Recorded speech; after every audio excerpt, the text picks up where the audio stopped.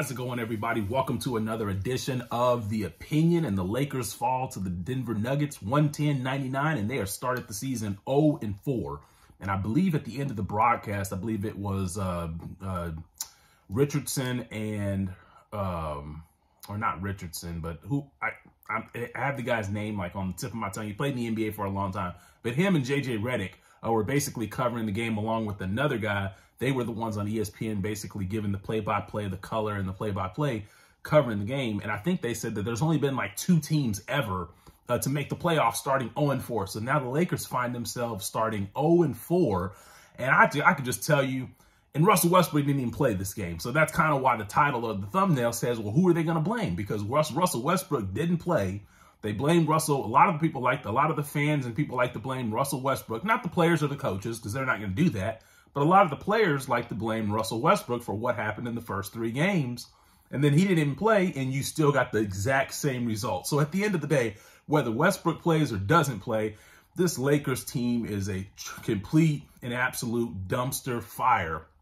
And people keep saying trade Westbrook, and I can make a whole nother segment on that. But I can just tell you, without even going down the rabbit hole of the Russell Westbrook thing, the Lakers aren't trading Russell Westbrook, and they're going to have him all season. I do not see a destination for Russell Westbrook.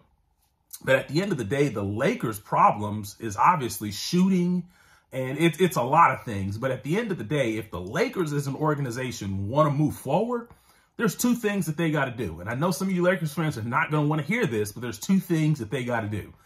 And the first 2 things you got to do, you got to trade Anthony Davis and you got to trade LeBron James. And here's why. Neither one of these guys are the same players that they were even 3 years ago. Neither one of them. And when I say the same players, I'm talking from an athletic standpoint. LeBron James has clearly lost athleticism. He's still really good. So just because LeBron James has came down some doesn't mean that he's not one of the best players in the NBA. He still is, but he's not the best. And then from that standpoint, Anthony Davis is not the same player that he was 3 years ago. Like when the Lakers acquired Anthony Davis, he was quick, he was agile, he was versatile, he could guard all 5 positions. Anthony Davis cannot do that at a high rate that you need him to. And essentially, this Lakers franchise is trying to build around 2 guys whose athleticism is, quite frankly, diminished, and mainly Anthony Davis. I mean, he got taken to school by Jokic. I mean, Jokic, I believe, had 31 points. Jokic was 12 out of 17 for 31 points, plus minus of 28. And if you go back 3 years ago, I mean, Jokic was still a good player 3 years ago, but Anthony Davis, you pretty much used to school Jokic because he had the athletic advantage over him. And to a degree, he still has the athletic advantage over him, but his athletic advantage isn't what it was. And what I'm saying is that has allowed Jokic to close the gap in terms of athleticism.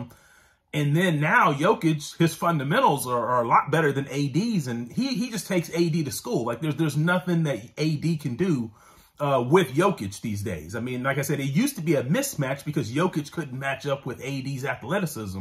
That's not the case anymore because AD doesn't have the same athleticism. And then you got a guy like LeBron James, and he's going to be 38 years old. I mean, and like I said, LeBron James was way up here.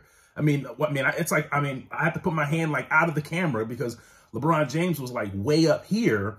And now he's come down here a little bit. He's still up here while everybody else is kind of still, right in this area. But like I said, just that closing the gap a little bit, along with the role players that you have on this team that are just not adequate enough, those you cannot depend on those 2 guys to lead your team, especially when you don't have the shooters. So whether you have Westbrook or not, you can't depend on those 2 guys to lead this team into the future, especially a future that doesn't have any first-round draft picks until the year 2027, I believe it is. So I know LeBron has a no-trade clause on his contract, but someone's going to have to get in his ear and really convince him that it's worth being traded to another team. Because I think LeBron and AD alone, on name, if you're just talking about the name, they can fool a couple of NBA teams into giving them draft picks and young players back and really get a whole lot back for both of those guys. I mean, you're talking about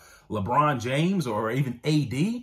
if there's a team out there that feels like, hey, you know, they're one player away from maybe a championship, they would give a whole lot up to maybe get a guy like LeBron James, including draft picks, Anthony Davis. I mean, the Lakers could get young players back, plus maybe some first-round draft picks, you know, in 2023, maybe 2024 for Anthony Davis. And that's just on name recognition, not their play. Because if it were just on their play alone, you know, teams probably wouldn't be wanting to give up a lot for AD or LeBron.